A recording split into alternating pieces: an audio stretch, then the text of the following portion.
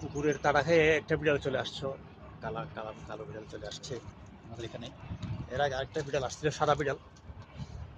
এটা ওমানিগড় থেকে পালিয়ে আসছে মনে হয়। ওকে আমরা খাবার দিলাম, পানি দিলাম, কিন্তু কিছুই খাই নাই। এখনো উপরে গাপটি মেরে বসে আছে, নিচে নামতে বোঝা যাচ্ছে না। কিন্তু আমি কুকুরগুলো তাড়িয়ে দিয়েছি, তারপরও এই আর কি, ওকে অনেক ডাকাডাকি করলাম।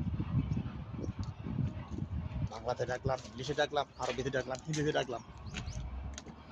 একটা ভাষা তো বুঝের কথা।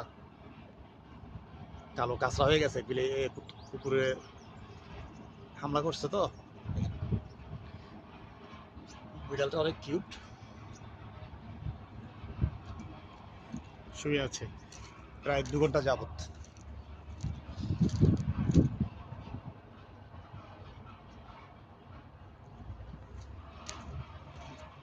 এই এখানে ভিতরে